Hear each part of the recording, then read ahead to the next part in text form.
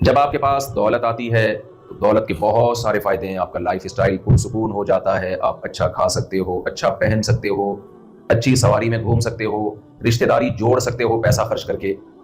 لیکن ایک ٹینشن یہ ہے کہ جہاں پیسہ آتا ہے وہاں تکبر, اترانا, فخر کرنا, یہ چیزیں ساتھ ساتھ چلی آتی ہیں.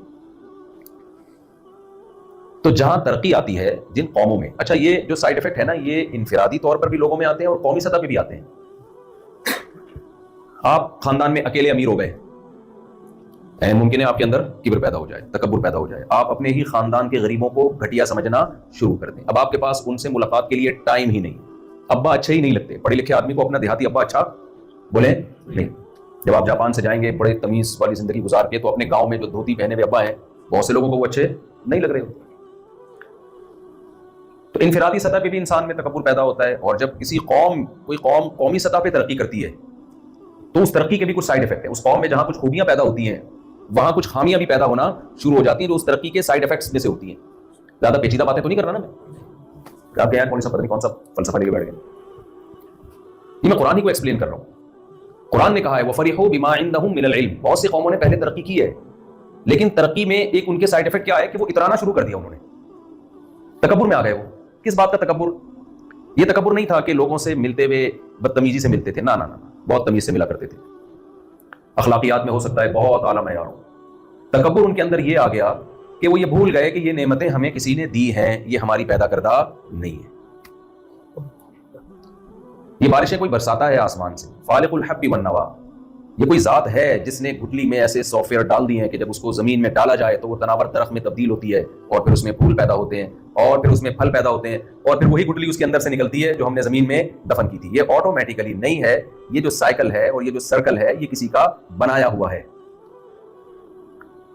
تو ان کے اندر تکبر یہ پیدا ہوا, بڑائی اور کبریائی یہ پیدا ہو گئی کہ جب اللہ اپنے میسنجرز کو بھیجتا, اپنے پیغمبروں کو بھیجتا ان کو سمجھانے کے لیے کہ بنانے والے کو یاد کرو, بنانے والے کا شکر ادا کرو, یہ نعمتیں تمہیں جس نے دی ہیں اس کا بھی خیال کرو, وہ تم سے کچھ چاہتا ہے, اس کے تم سے کچھ مطالبات ہیں, بہت سارے احکام ہیں اس کے, اس کو فالو کرو.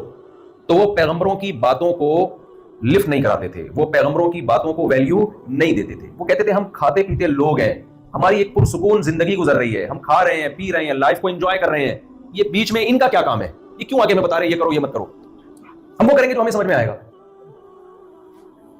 سیم یہی سچویشن ان ملکوں میں ہے جو آج ترقی کے عروج پر ہیں. ان قوموں کے پاس اللہ کے بارے میں سوچنے کا ٹائم, جملہ کمپلیٹ کرنا ہے آپ لوگوں نے, سوچنے کا ٹائم نہیں. جو لوگ یہاں موو کر کے آتے ہیں ان کے پاس سب کچھ سوچنے کا ٹائم ہے, اللہ کے بارے میں سوچنے کا ٹائم نہیں. کیوں بھائی؟ مولانا صاحب یونیورسٹی میں کیوں جا رہے ہیں, مولانا صاحب جاپان آ کے ہمیں کیا سمجھائیں گے, یہاں کی ٹرینیں اتنی اچھی ہیں, یہاں کے جہاز اتنے اچھے ہیں, یہاں کے پائلٹ اتنے اچھے ہیں, یہاں کی سڑکیں اچھی. مولوی صاحب تم ایک ملک سے آ رہے ہو, غریب ملک, قرضے مانگتا رہتا ہے, اور ہمیں آگے سمجھاؤ گے, یہ ہو سکتا ہے آپ کے ذہن میں سوال آ رہا ہو.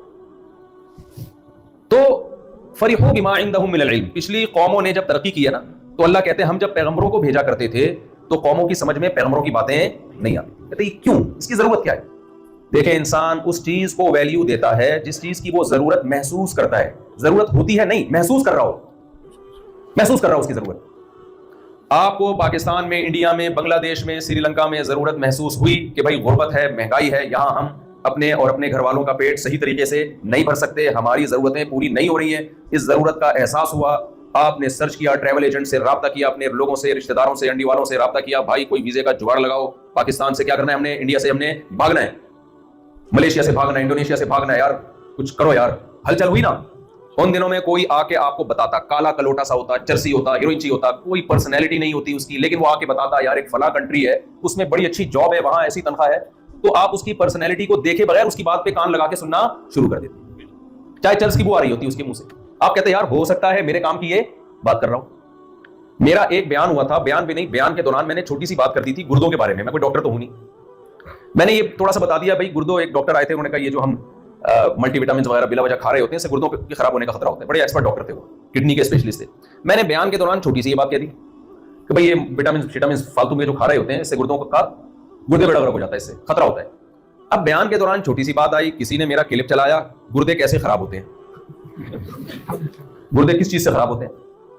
وہ کلپ بنا کے چلا, وہ 4-5 ملین تک پہنچ چکا ہے, حالانکہ اس میں کوئی ایسی بات, اس سے زیادہ اچھی تو آپ یوٹیوب پہ سرچ کریں گے اور زیادہ اچھے کلپ مل جائیں گے آپ.